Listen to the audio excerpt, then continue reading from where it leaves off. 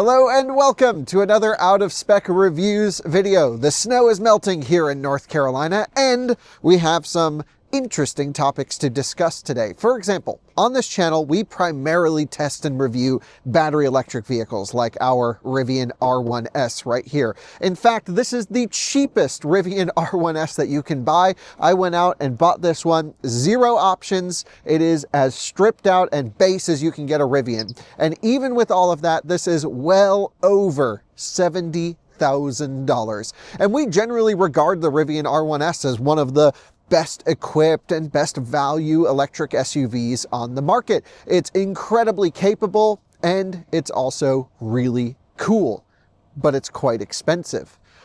I wanted to have a look at what some hybrid SUVs have going on. So I actually requested this Hyundai Palisade Hybrid Calligraphy to come in.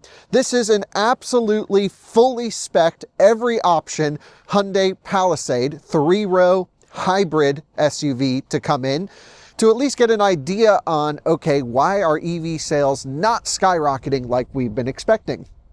This fully spec'd vehicle is significantly less money than a base Rivian R1S. This has every single option. It's incredibly luxurious. I'll show you around the car. Scott's behind the camera as well. And I at least want to talk about the ownership cost difference between this R1S and this Hyundai Palisade so that we can be a little bit more realistic with our EV testing and comparisons. Because right now, based off of these two cars sitting here, you've got to spend a lot more money to drive this Rivian R1S. And this is the base, no option version. This video is brought to you by OpenVPP and Ionna. OpenVPP, a global virtual power plant for electric vehicles. See vehicles charging across the world and zoom in to see real-time charging status in what aims to be the world's largest vehicle virtual power plant.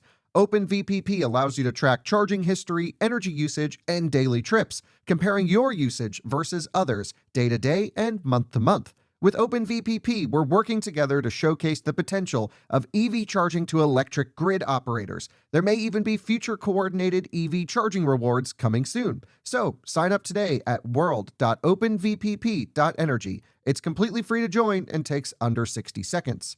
And Ionna, the EV charging network brought to you by the world's leading automakers. Ionna is raising the bar on what it means to charge. We're talking a 400 kilowatt minimum nationwide network built with the customer in mind. Fast, reliable, affordable, every single time. Hey, Kyle. Hey, Scott. This is our 2026 Rivian R1S dual LFP. Dual standard. Yep, dual standard. And, there's some compromises when you go for a Rivian with the standard battery pack. I agree. And that requires a whole video. But, on this channel, we always live in our EV bubble.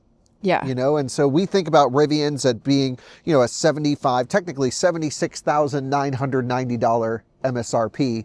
You're still over 80 grand by the time you pay taxes and fees and all the other stuff.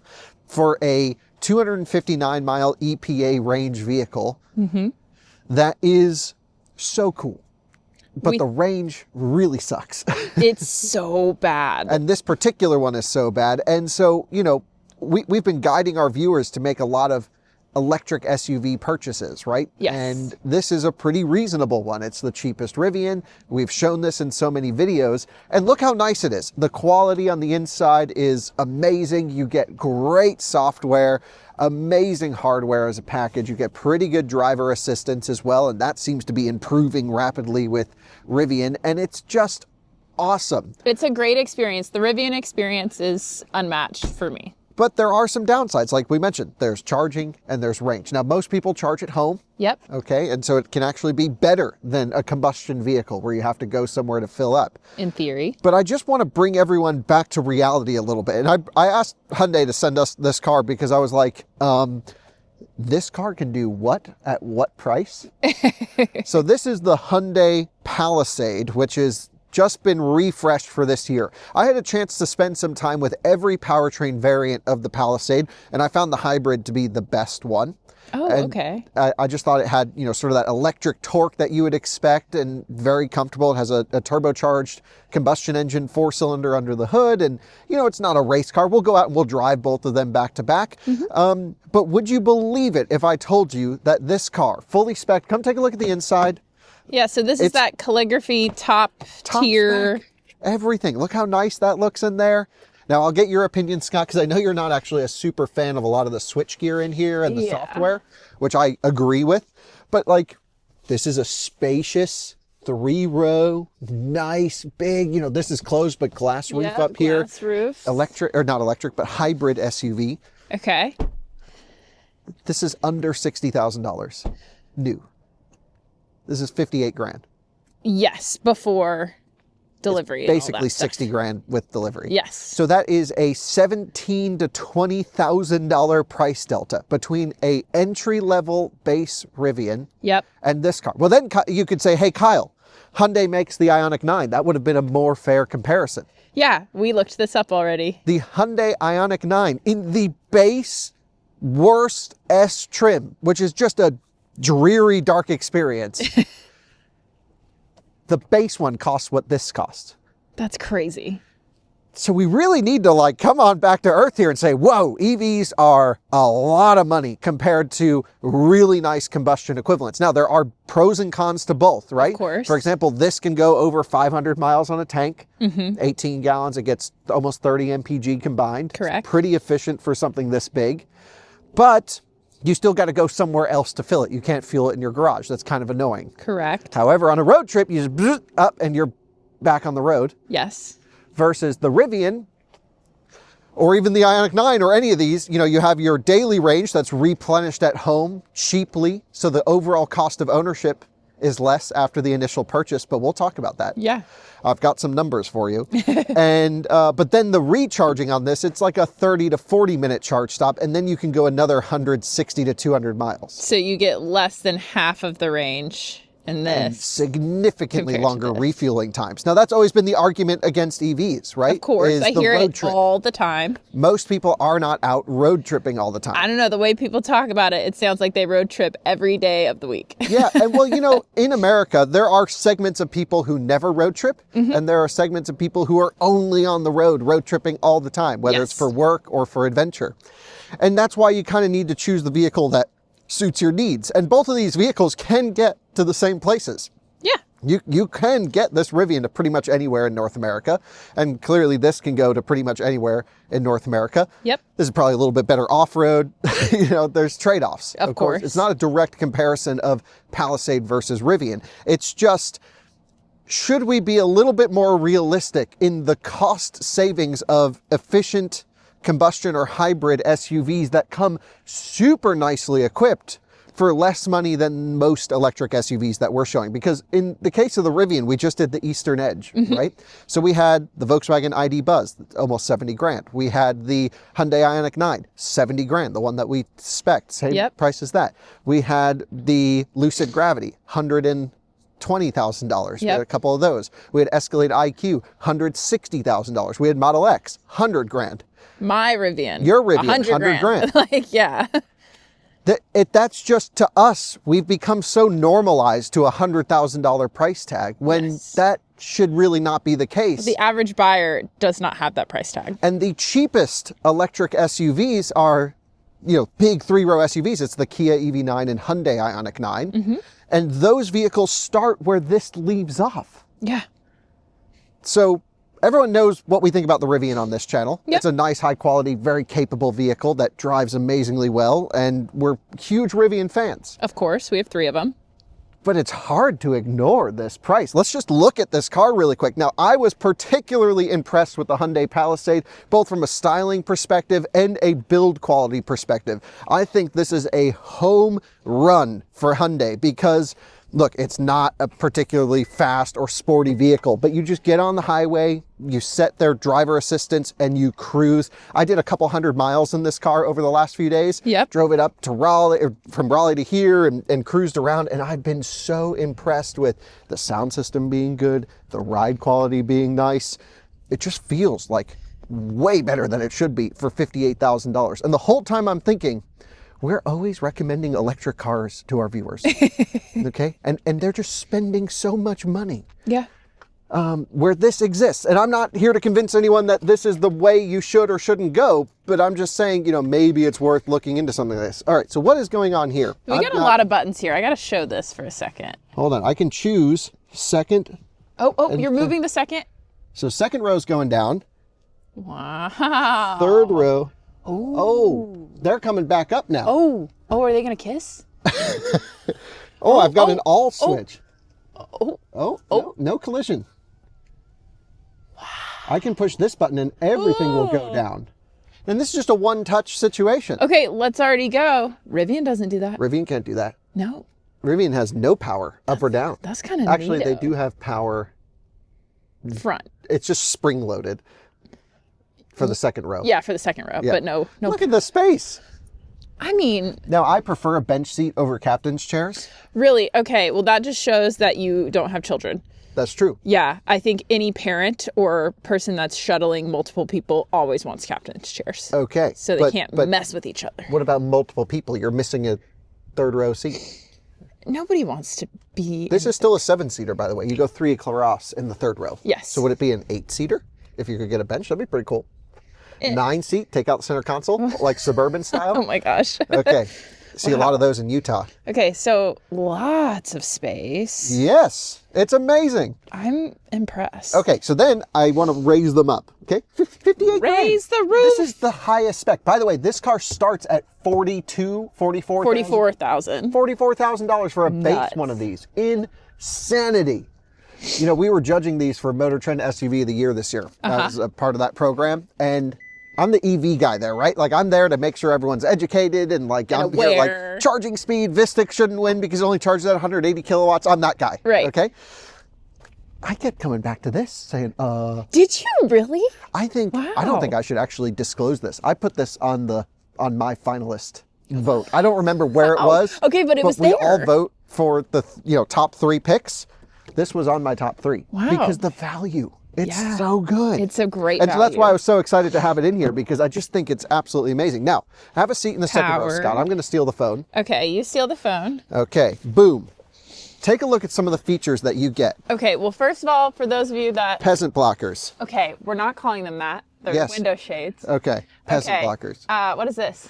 That will I thought it warn was a you. button. No, it will warn you if you're about to open the door and someone's coming up. It's smack-a-lack somebody. Okay, nice. So we've got power seats here. It almost feels like a Chinese SUV in here. It feels very Chinese SUV. Now it is Korean, but I think they're actually built in Georgia. I could be wrong. No, this one is This one's built in South built Korea? in Korea. Okay, cool. For those of you that want to know, I'm 5'10", so Everyone's wondering. plenty of space What there. is that in... Ooh. Oh, dang, that was such a fake out. But still, for the price, it's good. What is it? I thought that this was Alcantara, Yes. and it is... It is still like a micro suede material, but it feels a bit cheap. It feels like if you describe microsuede to AI. But you Okay. get like a coat rack here, an oh shit handle.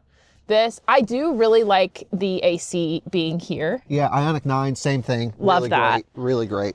You get a power Look at plug that. here. And you know what's cool? This And you vehicle get has two. a keep climate function because it's a hybrid. You can actually lock it in electric mode for a long period of time, and it will recharge the batteries from the combustion engine if it needs to. Nice. Yeah, I think it's tuned to say, are you in an enclosed space? We'll give you all the battery range we have left for like a Okay. utility road, or can you just let it on Let it go. and then it'll run the combustion engine? Cool. It's a really cool powertrain. I do kind of wish there was an armrest here, but this seems to jut out enough. Yeah, and you get an extra cup holder. I was gonna say cup holder. What have we got here? You got USB-C ports Little everywhere sneaky, in this yeah, thing. USB-C, USB-C. This is not that bad. It does have a little bump right here. I don't know if viewers can see that. Yep. Well, that's what you get because there is actually a drive shaft that Yeah, runs there back. is something in there. But like the leather in this is nice. It's nicer than other Hyundai and Oh. Kias. Heated and cooled back Yes, here. cooled second row seats. Wow. It's the That's- top spec. That's nice. What does this audio button do? Do I get to speak and say something? Yeah, that's for like in-car talking control, I think. Love. Okay, so you've got these little speakers back here. And yeah, plenty of space. Okay, well let's run up front now. So I guess the downside is, what we've been talking up, like we're trying to make people not buy electric cars here, Scott. Right. And honestly, as an enthusiast, as someone who's into cars, both you and I, Yes. it's so much cooler to have an electric car because there's stuff to optimize. It's fun, it's new, it's techy, it's unbelievably powerful. So if you're into driving, this is over 500 horsepower. You know, it's very capable. It has camp mode and off-road modes and all of insane that. suspension that is just Air suspension. yes, air suspension, No not air air. suspension. This also has hydraulic, you know, stabilizer bars essentially where Yeah. you can unlink the suspension. It's so cool, and it just looks chunky. I mean, It the looks- Rivian. This is when I'm looking for a car. I'm looking for this. I don't like a lot of the bubble look that people are into when we're talking about, you know, the bubble front end, the bubble back end. I like my car square, but again, I think that's totally personal Yeah, preference. you can get an electric car that's bubbly, Ioniq 9. Yep. Right, for example. All right, so that's more of a Rivian versus Hyundai thing. Absolutely. But just in terms of the value, this is representative of most electric SUVs on the market. Yes. The R1S is kind of the go-to. Was it the best premium SUV on sale in California last year? It was. So it's like, that's kind of the benchmark Yes. for electric cars, Okay. or at least the go-to point. And I think this is going to be that for hybrid For or hybrid combustion. or combustion fully. Yeah, it's like, okay, if you're going to go for this or Highlander or one of those vehicles, okay, that's a whole heated competition. Right. I still think if you want to go old school, body on frame, Expedition, Tahoe, Escalade, yeah. that's another segment. Those are, but those are that's when I expensive. compare these two often. But Right. maybe I need to update my comparisons in my head. In terms of space, they're very comparable, these Yes, two these vehicles. two are comparable. Obviously, they both have 3 rows, all of that, you know, so But the Hyundai almost has more features, Scott. in what context? Well, we just found the window shades. We found the second row air conditioned seats. Yep. We found the power folding everything. Yep. It's like the dealership sales stuff. Like if you're going to go show someone the car, right? Look Look how at they all of that. and they all have the buttons for everything. Yes. Whereas this is a much more vertically integrated technological piece. Yes. You know, this uses a centralized compute architecture with over-the-air software updates. Your experience gets better over time. Yes. To me, that's worth spending the money on. I agree. But for many people who just need basic transportation, Old me, who was just a get from point A to point B kind of girl, this would have made more sense for me. right, why would you spend more money for a Rivian? You're just sitting on the Right. highway most of the time anyway. You don't need the performance. Right. I'd like to go through some costs. Do you have Okay. your phone on you? I do have my I phone on me. texted you a cost comparison that I put together. Wow, look at you. Well, it's probably on my, oh, here we I go. texted it to both of them, just in case. I have 2 phones for those of you who are wondering, you know, Also, what's going on. yeah, no one was wondering. Okay, so these, am I going to go through all of this and More or explain less, it? what I would like to know is, okay, I understand that the Rivian or the electric SUV is $15,000 to $20,000 more expensive in its base configuration Correct. than the high spec Palisade right here. Correct. What about the fuel and maintenance savings? I hear this all the time from Yes. people, okay? Okay, so we're talking about over the course of 3 years, driven for 45,000 miles across Yes, those 3 years. 15,000 miles per year. So a high capacity driver, but I Okay. think most people buying a new SUV, they're pretty heavy drivers. They're going to be putting at least 15,000 on. Yeah. All right. So for the energy / fuel cost here, we're going to start with the Palisade. We are looking at $4,660. That assumes about 30 mpg, Yep. and it assumes about $3 per gallon. Yeah, 3.5. Yeah, so Right around that will change, you know, all these numbers, but that's what we based it on. Yes. Now, the Rivian, we are sitting at $2,940 for energy costs. And what were we? So I based that off of 80% home charging at 10 cents per kilowatt hour, Great. which might be a bit generous, but that's about what most people I'd say pay. most people. Yeah, not that's if you're in what they're doing. California. Yeah. But also fuel's more expensive there. So Yes. all the numbers are relative, but I did 80% home charging, 10 cents per kilowatt hour. Okay. 20% DC fast charging for the road trips at 45 cents per kilowatt hour. Pretty Okay. expensive, but that's what we're finding. That's what we're going with. Yep. All right. And what was the cost difference again? The Rivian is cheaper, but by how much? Over 3 years.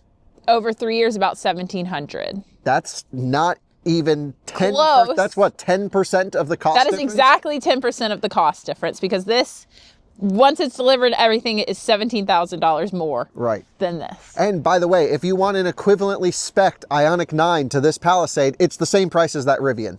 It's 70 grand.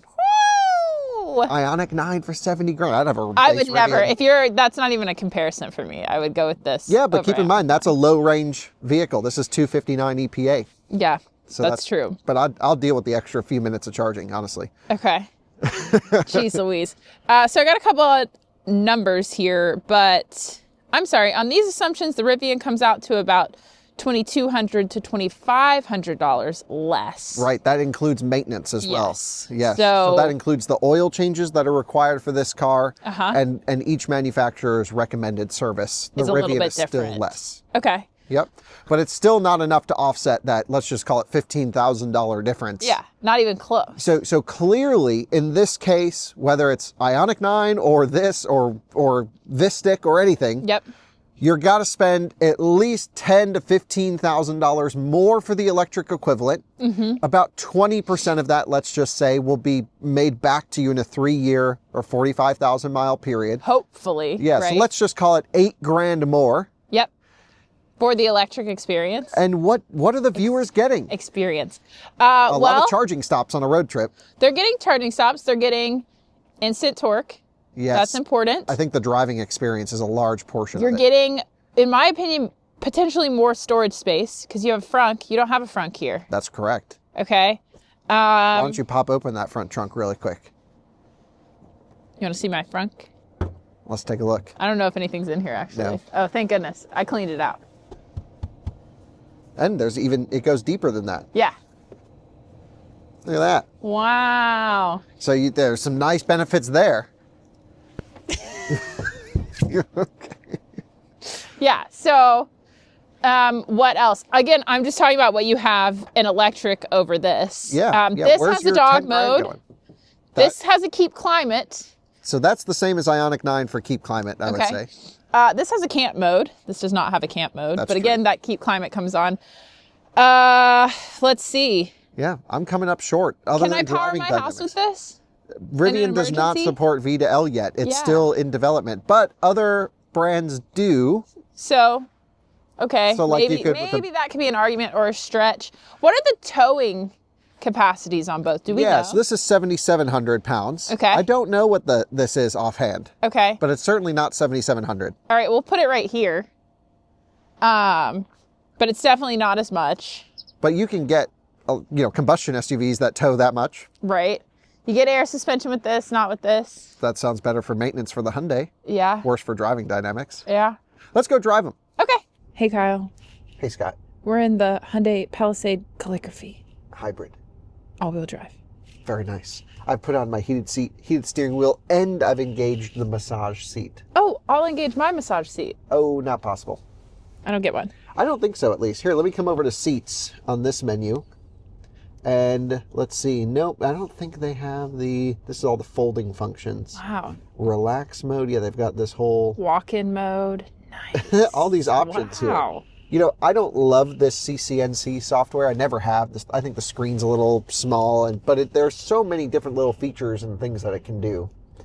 That traditional combustion vehicles didn't always have. Yeah, I mean, combustion cars are also getting a little bit more tech forward, just like electric cars have. Thank God. But they're not at the level yet of like a Rivian, which is known for being a technologically focused car. Right.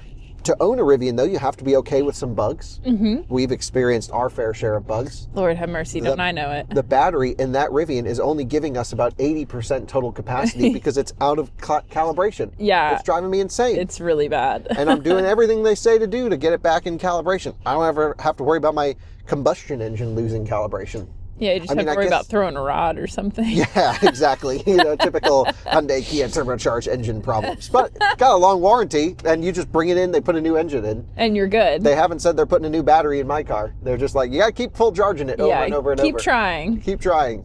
Okay, so the real downside, I think, to this whole experience comes with the driving experience of the Palisade. Okay. That is not to say this is a poor driving vehicle, because I actually think it drives really well for a combustion vehicle. But if I come here to the hybrid menu, you can see kind of how much is going on.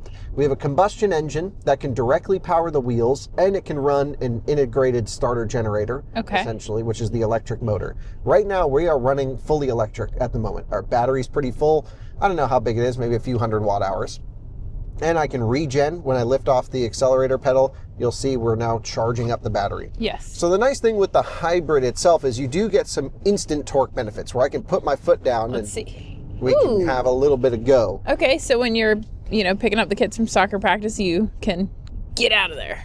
Yeah, especially from low speed, you get a nice kick off the line, but it's nowhere near the acceleration or response or instant feedback that you would get from any electric car. Okay. And to me, this is really where the whole argument on these combustion vehicles starts to fall apart if you're into driving. None of these are fun enthusiast vehicles to drive.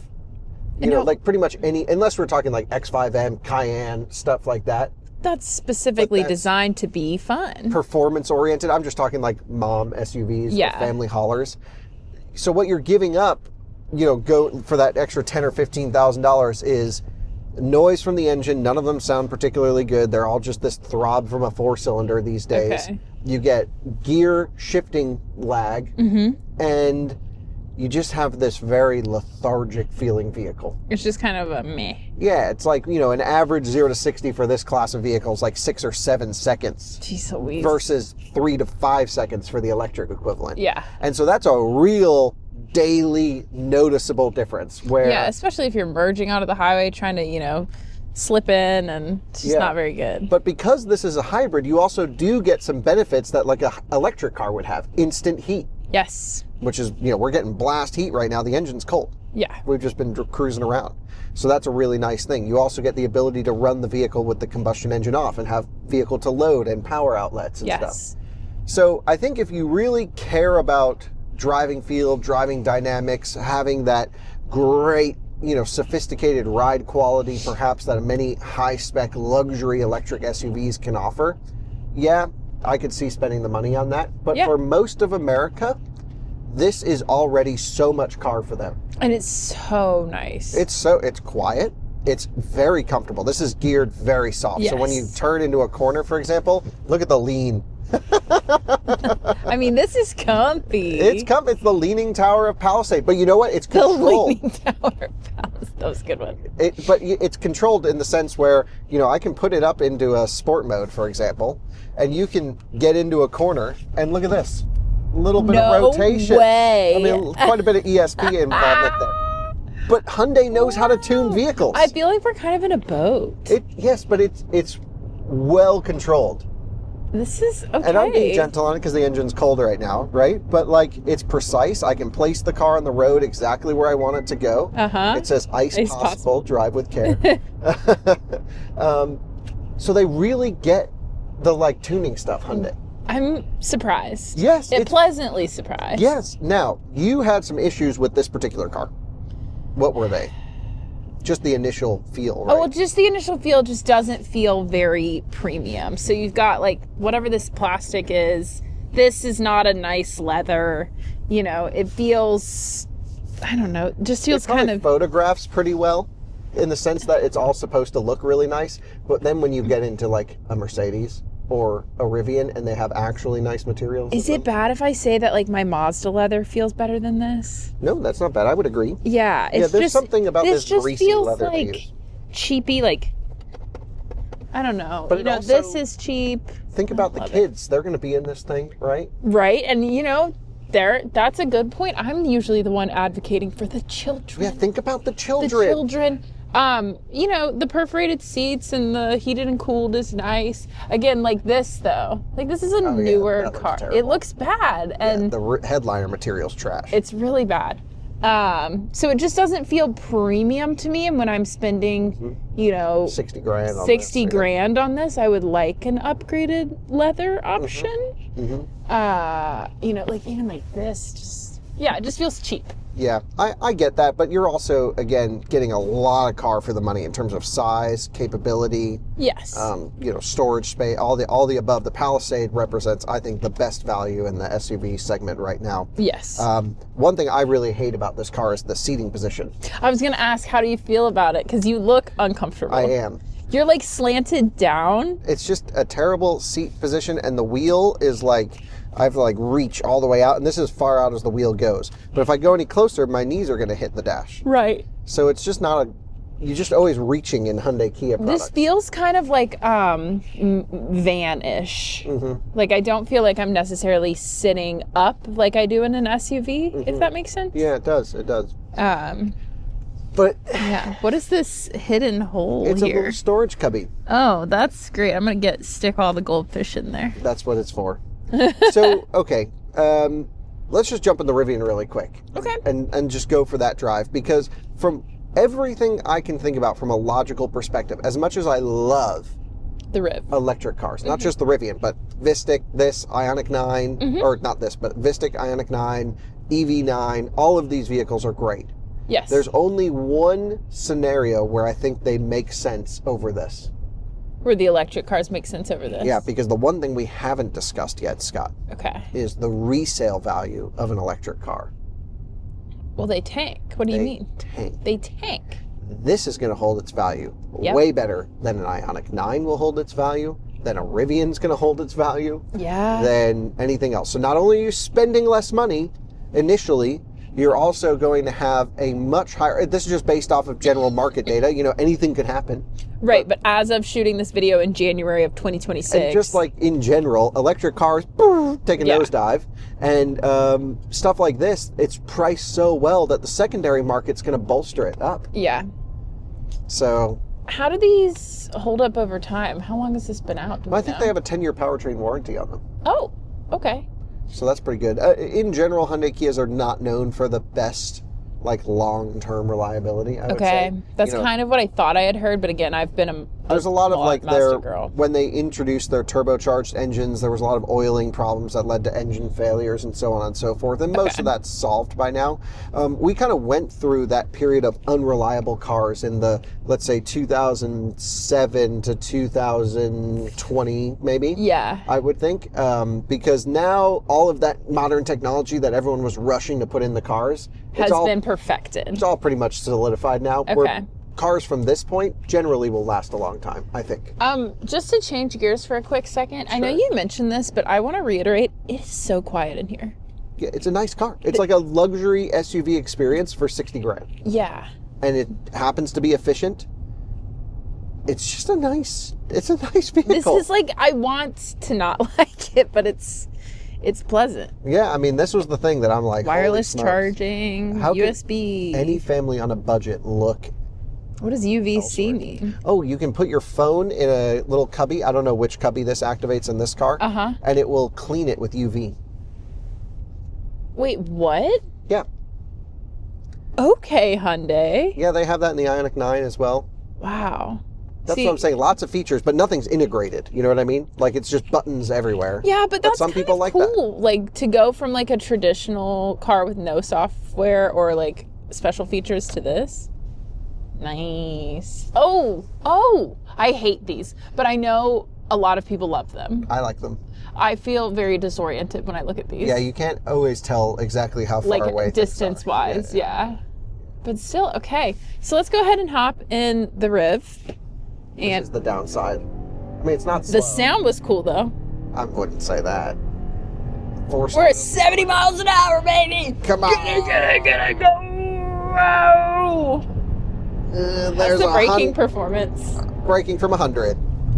Oh. A little bit. It takes a minute. That was crazy. All right. It's just, it's just not the most, stinky.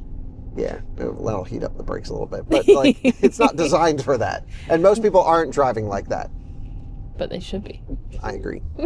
Well, it's time to get in Old Faithful. It's actually not old, nor is it faithful. It has definitely not been faithful. And Logan spilled coffee all over it. Okay, is that what I'm smelling? Yeah.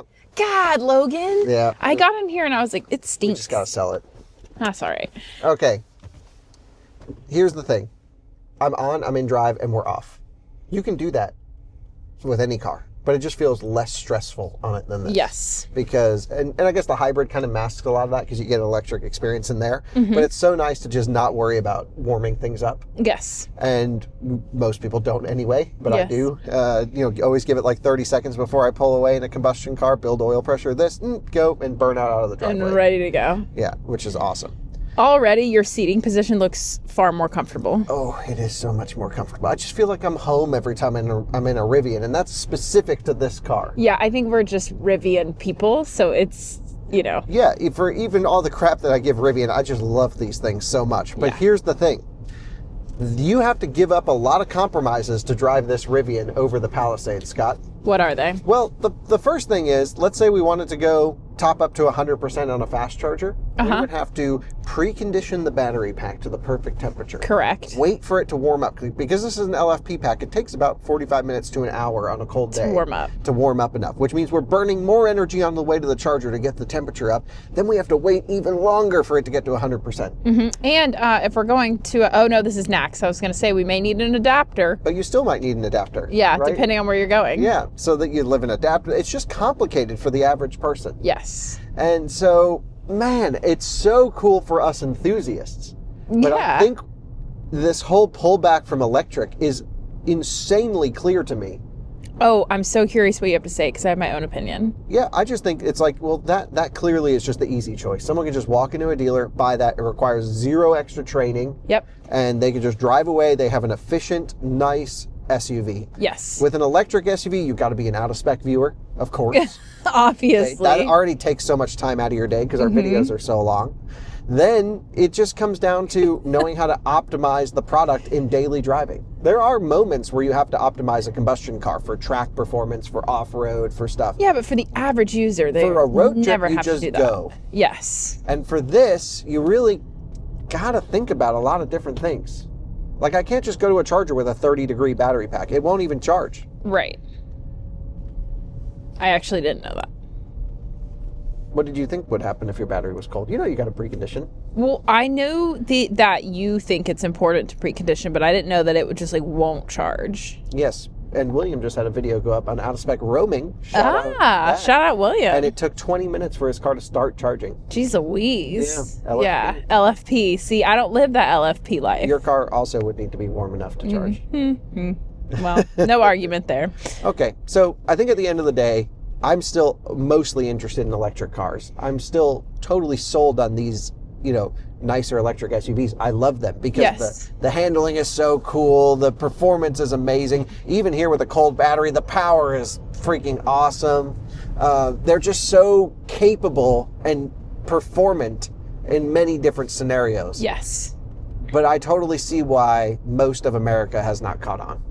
Too many compromises. Too many compromises, and it's hard to get people to try new things. And you have to be a little bit of a guinea pig, even with an established EV, whether it's like a Tesla, or a Model Y, yeah, right? Like, there's still things you got to think about when you drive one of those. Yes, and you have to think about where you're going and where's the nearest supercharger. Supercharger infrastructure has made that a little bit of an easier transition. Yeah, but think about if you don't have home charging. I've met so many EV owners, especially recently, Uber drivers or whatever, that have no home charging, that literally only public charge. Yes, me for the first 6 months of having my car. Yes, and that is such a waste of time. It's a waste of time and money. But if you don't know, you don't know. Then you'll get the commenters coming in, but you're saving the planet driving electric. That's a tough one because we are still mining for precious materials. It is still greener to drive an electric car. It is, and even on the window sticker of the Palisade, it said, you're harming the planet or something along those lines. Some green-related thing. Yes. But that's not why most people drive electric cars. There are certainly those people out there. Yep. But just take one cruise ship out of the water, and that's I don't know how many thousands of, equivalent vehicles that you could run. Right, but people are getting electric cars because they're cool. They're cool, in theory, they could be simpler as far as the refueling experience. If you have home charging. If you have home charging. And you don't go on road trips, they are simpler. Or It's you're so a much performance-focused person. better. Like, having an electric car is a better experience for me because I care about cars. I like to think about my car. I like to. He stays up late worrying at night about battery management of all the cars. Oh, that's another thing. Oh, yeah, Thank you for bringing this up. You're welcome. You don't really want to leave electric cars at 100% all the time. LFP even, you don't want to do that. Correct. That's when we need to calibrate the battery. And then the other thing is, your car will have less range. When you wake up in the morning? No, as it ages.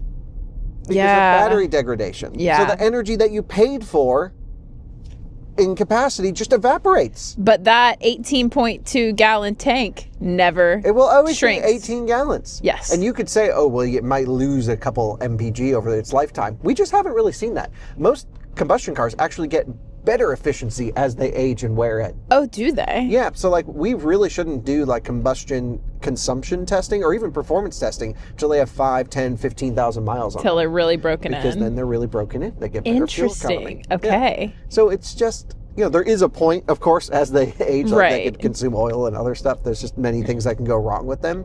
But this whole like EVs are perfect and combustion isn't argument, that's what this video is about. It's just to say, all right, viewers, you, me, all of us, let's just take a step back and think about what people are actually interested in buying. Mm-hmm.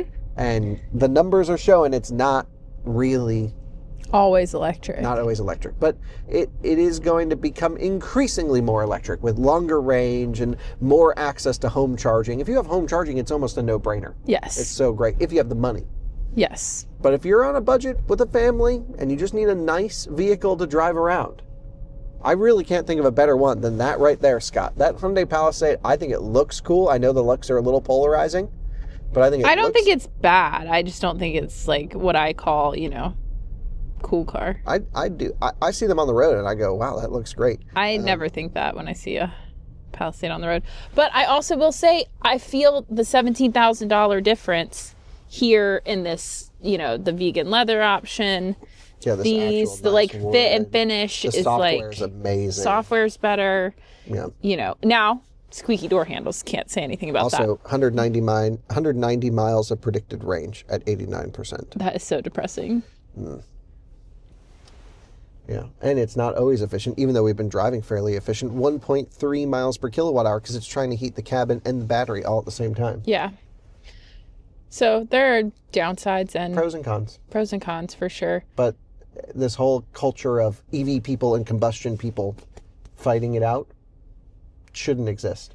No, we should be logical people that think about our driving habits, the money that we have, and... Mm-hmm. Yeah, if you just want something cool and interesting, electric car, absolutely. This is why our videos are so long on these cars, because there's so much to talk about with them. They are really exciting. Versus a Hyundai Palisade review would take me 10 minutes. I'd be like, look at this feature, look at that feature, and that would be that. And everything's pretty much the same. They kind of copied the Range Rover with that rear tail Okay, light. I was thinking the same thing. Yeah. Yeah. Hybrid. Nice. All right, so there you go. Leave a comment down below. Are we silly for only covering electric cars when clearly amazing value, great SUVs exist on the market? Or should we just stick to the expensive electric stuff? Maybe one day someone can come out with a reasonably priced 3-row electric SUV, but the Hyundai and the Kia still start at where that car leaves off. Which is insane. Last point. Oh, okay. EVs make a lot of sense from a cost perspective if you lease. Yes. Yes. If you can get an EV9 for $190 a month or whatever Colton's buddy Nick just got, this whole argument goes out the window. Yes, but when we're talking about purchasing these cars... Which is generally what we talk about. It's that one. Yeah, I think if you're going to keep something for a long term, I don't know. It's hard to say. But clearly the electric car makes a lot of sense when they are heavily incentivized by the manufacturer or the government to make a cheap lease price. Because then you can get a really nice car for a really low payment. And then you just deal with the charging on the road trips. Well, and then you can just give it back in and you don't care 2 or about 3 years degradation, if something happens. Right. Yeah, or any of that. You just Right. give it back to the manufacturer. And it's not your problem anymore. This has really got me thinking, and now I'm going to go down this rabbit hole. Okay. So let us know in the comments if we should keep going down this rabbit hole. I think you lease an electric car, you buy a combustion car, generally. Oh my goodness, I can see the comments now. No, What are they? No way, you gotta buy your EV. Yeah, because they should last forever, but the degradation is so Degradation, I feel like the technology in 3 years is so far advanced, and the updated hardware, why wouldn't you just lease it so then you can lease a new one? Yeah, I mean, you're just throwing money out the window with a lease, essentially. But if you can get a really cheap lease on a car, you can't ignore that. Yeah, you can't ignore that. All right, well, thanks for watching another Out of Spec Reviews video. Hopefully this was an interesting thought experiment. Really curious to see the response to us covering really good combustion vehicles, like that one right there that I'm pointing at. That he wants me to point to. Yes, thank you. We have a couple more in the pipeline. Yeah, we do have some plug-in hybrids coming to discuss. That I was curious about. So. Okay, I don't know if we'll put them on this channel, but we'll see. We'll see. I wanted to know what was out there. Okay, well, thanks so much for watching another Out of Spec Reviews video. I'm going to drive the Rivian. You can take the Hyundai. Oh, well, the choice is clear. Thanks for watching. Bye-bye.